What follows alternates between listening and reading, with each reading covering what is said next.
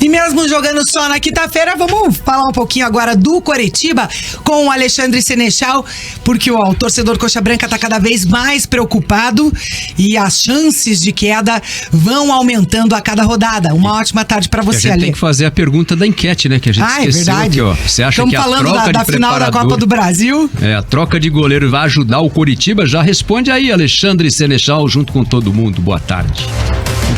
Boa tarde, Nery Júnior. Boa tarde aos nossos colegas presentes aqui no Bate Pronto Curitiba. Um abraço especial a você, nosso ouvinte aqui da Jovem Pan News, tanto no rádio, no 107.1 FM, como também no nosso YouTube, Jovem Pan Grupo RI. Curitiba teve a troca de preparador de goleiro, né? O Thiago Mel, que tinha sido profissional do Coritiba antes de servir a seleção brasileira, serviu seleção de base, serviu seleção feminina, estava na equipe da Pia Sanhog na última Copa do Mundo. Ele foi desligado da CBF após a Copa do Mundo, assim como praticamente toda a comissão de direção do futebol feminino brasileiro da CBF, e estava livre no mercado. A gente sabia que o Thiago Mel tinha interesse em ficar em Curitiba, em voltar a trabalhar no Curitiba, e agora a SAF do Curitiba demitiu o Fernando Corrêa, que era o ex-preparador de goleiros, após mais um jogo com falha. De novo um goleiro do Coritiba e um goleiro diferente do Coritiba falhando em jogos.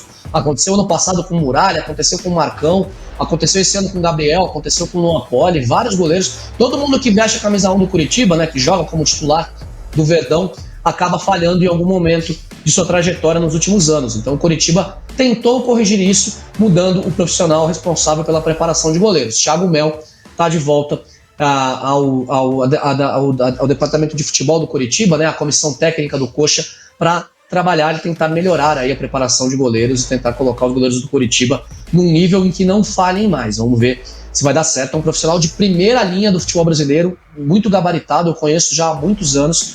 Thiago Mel é um excelente profissional, uma excelente pessoa, inclusive já deu entrevista aqui pra gente no Rick Sport Clube, né, nas nossas redes sociais. E com o novo preparador de goleiros, agora o Coritiba começa a se preparar, a preparação que já começou no final de semana para a partida de quinta-feira agora diante do Vasco, 7 horas da noite, no estádio São Januário, no Rio de Janeiro. O Vasco que se recupera e bem no Campeonato Brasileiro, chegou a cair para a lanterna da competição algumas rodadas, agora já está a 6 pontos do Coritiba, mas ainda 5 pontos atrás do Goiás, que é o primeiro time fora da zona de rebaixamento. Um jogo complicadíssimo. O Coritiba tinha um confronto direto na quinta passada contra o Bahia, perdeu em casa e agora tem outro confronto direto, mais um.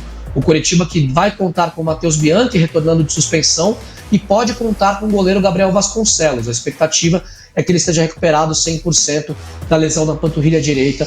E aí, após a péssima atuação do Luan Poli diante do time do Bahia, o Gabriel deve voltar ao gol do Coritiba naturalmente para esse jogo de quinta-feira. Coritiba que é o lanterna, 14 pontos, 11 pontos atrás do Goiás, e de acordo com um estudo feito rodada a rodada pela Universidade Federal de Minas Gerais, pelo pessoal do Departamento de Estatística lá da universidade, o Coxa agora tem 94% de chance de cair para a segunda divisão. Parece, pelo que a gente tem visto, que é apenas uma questão de tempo, né, para saber em qual rodada o Coritiba de fato matematicamente vai estar rebaixado. É claro, para o torcedor a esperança é a última que morre, mas o Coritiba de fato, depois dessa derrota contra o Bahia, ficou numa situação ainda mais complicada. E eu conversei com vários torcedores do Coritiba após o jogo do Bahia, Linhares. São pouquíssimos que ainda têm esperança, inclusive muitos me falaram sobre a questão do silêncio do Couto Pereira, dizendo que o torcedor do Coritiba já está anestesiado, que estava apoiando, estava acreditando, mas esse jogo contra o Bahia realmente era para ser um divisor de águas e de fato foi. De fato, agora o torcedor também já não tem muita esperança de que o Coritiba vai conseguir escapar da segunda divisão do ano que vem. E foi o que demonstrou a nossa enquete. Na última sexta-feira, a gente até perguntou sobre... E aí, já tem que jogar a toalha, começar a planejar a Série B ano que vem? E a nossa enquete na sexta-feira foi massacrante, se eu não estou enganado, 87%. Eu queria saber o seguinte, onde os cálculos acharam 6% de chance de ficar na Série A, né? Matemática, né? Porque eu não vejo 6%. Não, tá difícil de ver. Tem que ganhar 17 jogos em 16. Né? Mais ou menos por aí. Sei lá. Eu acho que... Não, eu acho que essa matemática, né? Porque assim, a gente volta e meia fala dessa matemática, mas eu acho que é difícil você também ali, o pessoal que tá dentro do clube, né, que tá nessa crise imersa, que não acaba nunca, falar em jogar a toalha, vamos seguir pensando agora em 2024, esqueça, esse ano já era. Não. Eu acho que não, acho que você tem que terminar o seu trabalho de forma honrosa, porque a torcida continua indo lá, a torcida continua apoiando, mesmo sabendo que a chance do clube permanecer é mínima, né? E acredito que o torcedor vai fazer chance, isso. né? E ainda tem chance. E assim, eu acho que você tem que terminar o seu trabalho da melhor forma. Isso. Independentemente se vai ser possível ou não chegar e cravar essa conta matemática, né? Mas eu acho que você precisa reagir, porque assim, a gente tá falando de futebol que é um entretenimento, é uma paixão, e por mais que o seu time não esteja bem, você quer ir lá no final de semana, se divertir, ver o seu time reagir, ver os jogadores jogando com raça, né, como a torcida pede. Então acho que independentemente do resultado, eu acho que você tem um trabalho a cumprir. Os jogadores recebem todo mês como um funcionário, e eu acho que a ideia do elenco do clube é justamente dar uma resposta, né?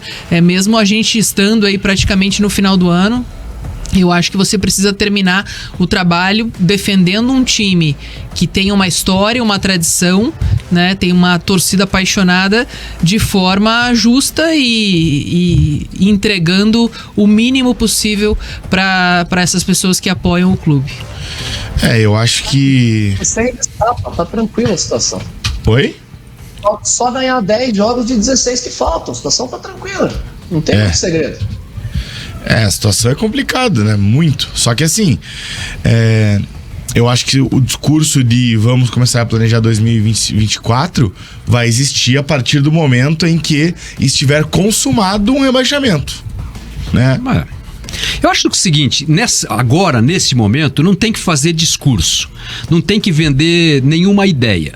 Nesse momento, é o que a Jana falou, o cara é profissional, ganha o salário, o treinador, ele tem que entrar em campo, assim, todo time de futebol, isso é o conceito do futebol, entra em campo para ganhar o jogo. Então o Coritiba tem que fazer... o conceito do futebol, entrar em campo para ganhar os jogos. Sim. Se ele vai ganhar, vai perder ou vai empatar, vai ser a consequência do que acontecer dentro do campo, né? E aí, no final, ver o que ele conseguiu conquistar nesses 16 jogos em termos de ponto, ver o que tem na tabela e onde é que esses pontos vão colocar o Coritiba na tabela. Se colocar entre os 4 últimos, tá rebaixado, né? E aí, tudo bem. Agora, não dá para ficar vendendo nenhum dos dois discursos nesse momento, eu acho. Vamos já começar a pensar em 2024, já estamos na Série B, porque eu acho que aí desmobiliza tudo, né? E aí você não tem nem esse 6% de chance, e não pode também vender a ilusão de que nós temos 16 decisões e nós vamos ficar, né? Que também não vai acontecer. Sim. Então acho que tem que ser assim. É isso aí que a Jana falou.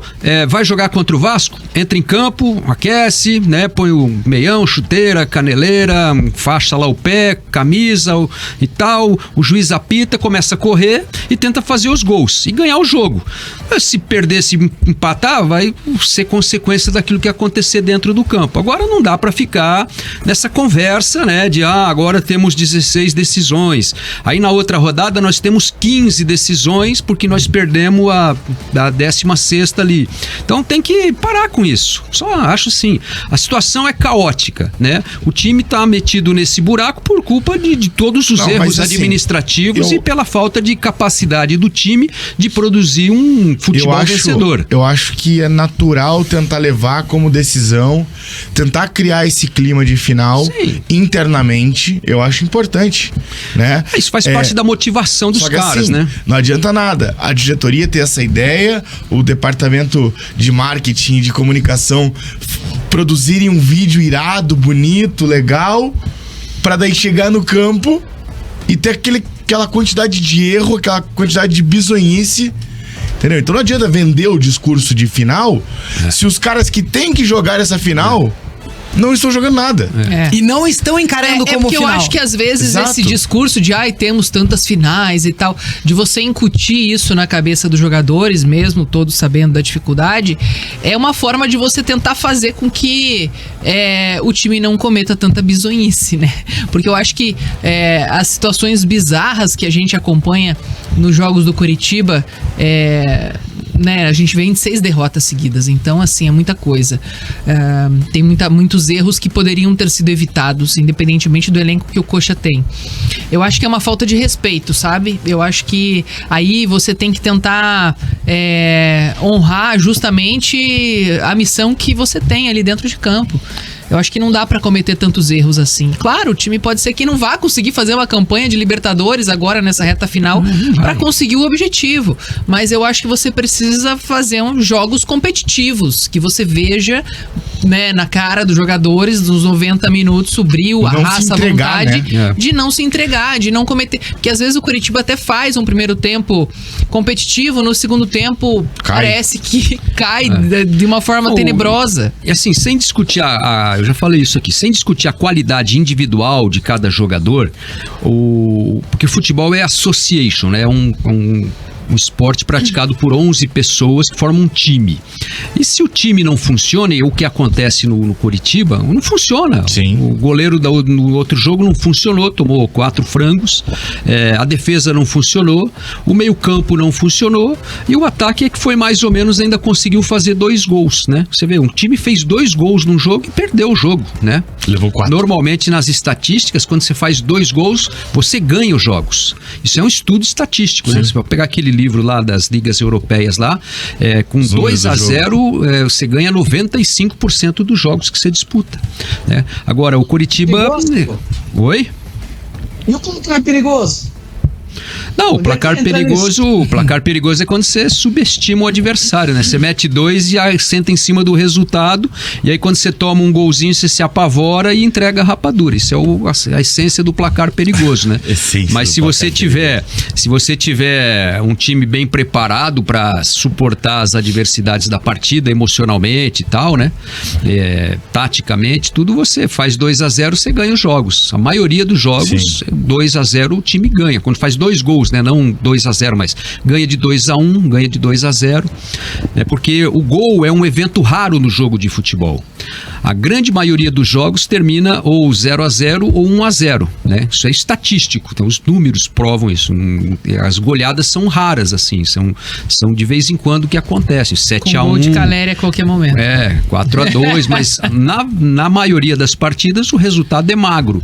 Então, quando você faz 2 gols, você tem que ganhar o jogo. Você não pode perder de 4-2. Agora, só pra gente fechar essa parte do Coxa, nesse início aqui, o Ale citou, né, a questão do Thiago Mel, né, retornando pro clube. O Thiago é um grande preparador de goleiro, né, por isso mesmo que estava numa seleção brasileira feminina, né, foi pra Copa do Mundo. Eu acho que ele é um ótimo profissional que pode ajudar nesse momento ruim, né. O Fernando teve o espaço dele, teve o tempo dele, inclusive ele virou o preparador do profissional depois que o Thiago saiu para a seleção brasileira, né? Agora o Thiago volta com o Fernando saindo. Acho que o Thiago pode ajudar bastante. Os goleiros na mão do Thiago no Coritiba funcionaram bem, né? O Muralha, principalmente em 2019, que não teve nenhuma falha. Goleiraço, que saudade do Muralha. Perto do Luan Poli. Foi de quinta-feira. Galera, Mas Coxa que Branca todos os goleiros falharam esse ano, né? Todos os goleiros falharam. Então acho que é uma decisão acertada. Você Desde trazer ano passado, todos os goleiros falharam. Você trazer um preparador referência, experiente, né? Acho que com certeza pode agregar nesse momento. Rodrigo Freitas dizendo que o Coxa vive no placar perigoso desde 2008. Ele ainda 18. Ainda complementa que ele só vai respeitar novamente o Kozlowski quando ver o Kusevich no banco. O João Vitor Alves dizendo que tem alguma coisa muito grande fora de campo no Curitiba, que tá afetando os jogadores. Não é possível, na opinião dele, por aqui. Eu acho que é dentro de campo, acho que é a bola. O Antônio dizendo que tem que jogar como uma decisão e não como jogo-treino, como os jogadores vêm fazendo. E aí o Gerson critica os profissionais contratados pela SAF. Galera participando. Daqui a pouquinho a gente lê aqui mais participações.